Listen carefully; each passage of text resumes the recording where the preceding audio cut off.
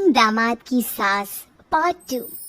अब तक आपने सुना कि कावेरी जी अपनी तीनों बेटियों ईशा, मोहिनी और सुहाना की शादी तीन घर जमाई लड़कों के साथ करवा देती है।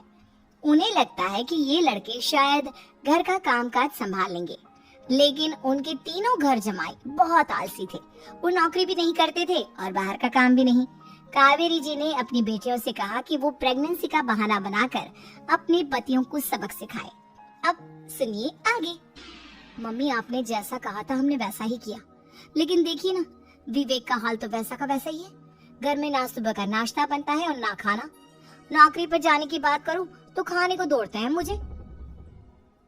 हाँ मम्मी, मैंने भी सुमित को कितनी बार कहा कि अगर नौकरी नहीं करनी तो कोई छोटी सी दुकान ही खोल लो। घर का खर्चा कैसे चलेगा? देखो दोपहर के 12 बजने आए और जनाब अभी तक सो रहे हैं।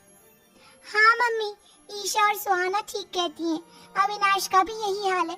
जब मैंने अपनी प्रेगनेंसी के बारे में कहा तो मुझसे कहने लगा, अरे दूसरी लड़कियां तो 9-9 महीने तक नौकरी करती है, बस डिलीवरी के टाइम छुट्टी लेती है। मोहिनी, तुम भी नौकरी करो। अब मुझे कहाँ नौकरी मिलेगी? मम्मी बताओ, अब मैं क्या करूँ?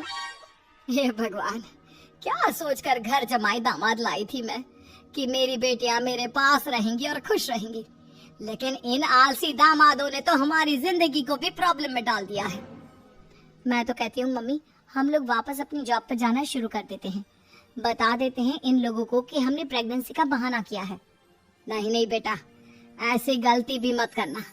अगर तुमने ऐसा किया तो इन तीनों की आदत और खराब हो जाएगी। अरे आज नहीं तो कल कभी तो तुम प्रेग्नेंट होगी, तब वापस यही प्रॉब्लम आएगी। तब क्या करोगी तुम तीनों? हाँ मम्मी, आपकी बात तो बिल्कुल सही है। इन लोगों को तो सुधारना ही पड़ेगा। लेकिन कैसे? अपने बच्चों के आने की खबर सुनकर भी इन लोगों पर कोई असर नहीं हो रहा। पैसे कमाने के लिए घर से बाहर निकलना ही नहीं चाहते ये तीनों। अब मेरा दिमाग में एक प्लान आया है। तुम तीनों चिंता मत करो, उन तीनों को बुलाओ, फिर मैं बात करती हूँ। थोड़ी देर बाद कावेरी जी अपने तीनों दामादों को सामने बुलाकर अपनी बात कहना शुरू करती हैं। अविनाश, सुमित और विवेक, देखो बेटा, मैं ना तुम तीनों से बड़ा प्यार करती हूँ, इसीलिए तो तुम्हें घर जमाई बना कर रखा है मैंने। अरे मम्मी जी, सीधे सीधे कहिए ना, क्या बात है? प्यार तो हम भी आपको बहुत करते हैं। अरे मम्मी जी, आपकी इज्जत भी बहुत करते हैं। अरे भाई, आपके जैसी सास और कमाने वाली बीवी सबको मिलती है क्या? हाँ मम्मी, विवेक और सुमित ठीक कह रहे। आपकी बेटी से शादी करके मेरी तो जिंदगी ही अच्छी हो गई है। जानती हूँ मैं, और ये भी जानती हूँ कि तुम तीनों अपने अपनी बीवियों से बहुत प्यार करते हो। बेटा, बात ऐसी है कि हमारे कुल गुरु ने कहा है कि प्रेग्नेंट होने के बाद मेरी तीनों बेटियां शुरू के 4 महीने हमारे गांव में जाकर रहेगी, जहां मेरे चाचा जी रहते हैं।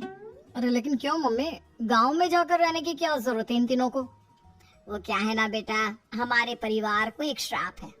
अगर मेरी बेटियों ने यहाँ पर बच्चा पैदा करने की कोशिश की तो उनके बच्चों को कुछ भी हो सकता है। इसलिए अब से लेकर 4 महीने पूरे होने तक इन्हें गांव वाले घर में रहना पड़ेगा। हाँ तो इसमें प्रॉब्लम क्या है मम्मी जी? हम भी वहाँ जाकर रहेंगे, पिकनिक मनाएंगे। अरे भाई बीवी जहाँ, हम भी वहाँ। हाँ यार, आइडिया तो बहुत अच्छा है। शहर की जिंदगी में रह रहकर परेशान हो चुके हैं, अब कुछ दिन गांव में बिताएंगे। तुम लोग समझने की कोशिश क्यों नहीं करते? तुम में से कोई भी वहां नहीं जा सकता, और मैं यहाँ रहूंगी ना तुम तीनों के साथ। 4 महीने की तो बात है, उसके बाद ये तीनों ही लौट कर आ जाएंगी। ठीक है मम्मी जी, अब हमारे बच्चों का सवाल है तो ये तो करना ही पड़ेगा। कावेरी अपनी तीनों बेटियों को कुछ दिन के लिए घर से बाहर कहीं दूसरे शहर में रहने के लिए भेज देती है।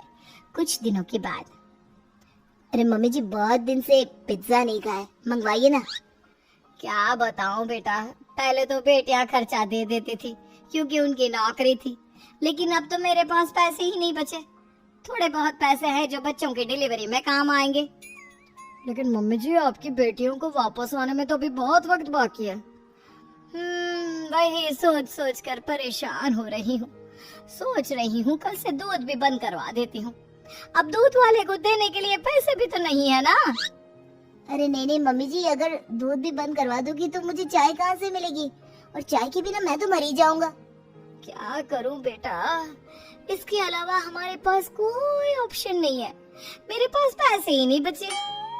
इस तरह कावेरी जी धीरे धीरे अपने तीनों दामादों को पैसे देना बंद कर देती है और घर में खाने पीने की चीजें लाना भी बंद कर देती है। अब वो तीनों बुरी तरह से परेशान होने लगे थे और इसलिए एक दिन तीनों प्लान करके घर से बाहर निकलते हैं और बाजार में जाने के बाद यार अच्छा खाना खाए हुए कितने दिन हो गए, पता नहीं कब अच्छा खाना मिलेगा। हमारी बीवियों के जाने के बाद तो हमारी हालत भिखारियों जैसी हो गई है यार। कुछ भी हो, मुझे तो आज पिज्जा खाना ही खाना है। जेब में 1 रुपया नहीं है और पिज्जा खाएगा, कहाँ से आएंगे पैसे? अरे देख वहाँ सामने बोर्ड पर क्या लिखा हुआ है, कंप्यूटर पर काम करने के लिए एक आदमी की आवश्यकता है। भाई मैं तो जा रहा हूँ, काम करूँगा और शाम तक पैसे लाकर आराम से पिज्जा खाऊंगा। जा जा, तुझे कोई काम नहीं देने वाला, हम तो घर जा रहे हैं। चल भाई सुमित। सुमित और अविनाश वहाँ से चले जाते हैं और विवेक उस कंप्यूटर शॉप पर सारा दिन काम करके 5,000 रुपए कमा कर घर लौट कर आता है और अपने खाने के लिए अच्छी अच्छी चीजें भी लेकर आता है। ये देखकर विवेक और सुमित के दिल में भी कुछ पैसे कमाने की इच्छा जागती है। अरे सुबह सुबह कहाँ चल दी है तुम?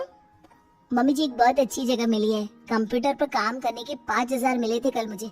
अगर रोज काम करूंगा तो पूरे 40,000 की तनख्वाह। अरे वाह, ये तो बहुत अच्छी बात है दामाद जी, आपको जाना ही चाहिए। सुमित और अविनाश विवेक को इस तरह तरक्की करते देखकर परेशान हो जाते हैं और वो दोनों भी काम की तलाश में निकल पड़ते हैं। धीरे धीरे उन दोनों को भी काम मिल जाता है। अब कावेरी के तीनों दामाद छोटी मोटी नौकरी करके अच्छा पैसा कमाने लगे थे। एक दिन कावेरी उन्हें अपने पास बुलाती है। अरे वाह, विवेक 40,000 कमा लेता है, अविनाश 60,000 और सुमित तुम भी 40,000 के आसपास कमा ही लेते हो।